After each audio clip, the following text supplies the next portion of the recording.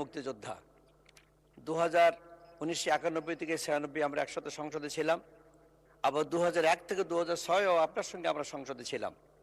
এবার আমি তৃতীয়বার। কিন্তু ওই সময় যখন 2006 সালে আওয়ামী লীগের ক্ষমতায় আসলো সরকার, আমার মুক্তিযুদ্ধের খাতা থেকে নামটা তারা কেটে দিয়েছিল। সেখান থেকে আজ পর্যন্ত আমি এই সুবিধা থেকে বঞ্চিত আছি। যোদ্ধার যে গৌরব থেকে আমি বঞ্চিত। এলাকার সবাই আমাকে মুক্তিযোদ্ধা বলে জানে, আপনিও জানেন মাননীয় স্পিকার। আমি মন্ত্রী মহোদয়ের কাছে প্রশ্ন করতে চাই, আমার যে হারানো যে গৌরব, এটা আমি বাংলাদেশ স্বাধীনতা যুদ্ধে অংশগ্রহণ করেছি মেজর জেনারেল জলিল সাহেবের নেতৃত্বে 9ম সেক্টরে, এই হারানো গৌরবটা আমি ফিরে পাবো কিনা, আমার প্রয়োজনীয় কাগজপত্র যদ্দূর সময় আমার গচ্ছিত আছে আমি দেখাবো ইনশাল্লাহ।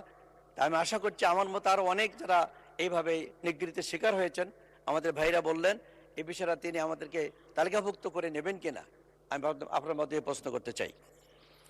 মাননীয় মন্ত্রী। মাননীয় স্পিকার, আপনাকে ধন্যবাদ। আপনার মাধ্যমে মাননীয় সংসদ সদস্যকে ধন্যবাদ।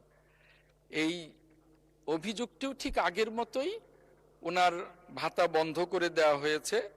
ওনার যে কাগজপত্র আছে সেই কাগজপত্রগুলো মন্ত্রণালয়ে জমা দিলে আমার মন্ত্রণালয় মাননীয় স্পিকার এ নিয়ে কাজ করবে এবং তার প্রয়োজনীয় সমস্ত ব্যবস্থা গ্রহণ করবে।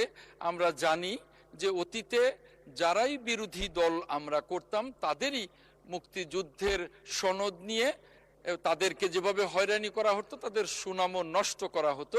এই বিষয়ে মুক্তিযোদ্ধা মন্ত্রণালয় কাজ শুরু করেছে। আমি আপনার মাধ্যমে মাননীয় সংসদ সদস্যকে আশ্বস্ত করতে চাই যে ওনার প্রয়োজনীয় কাগজপত্রাদি পরীক্ষা নিরীক্ষা করে এর প্রয়োজনীয় ব্যবস্থা গ্রহণ করব। মাননীয় স্পিকার, আপনাকে ধন্যবাদ।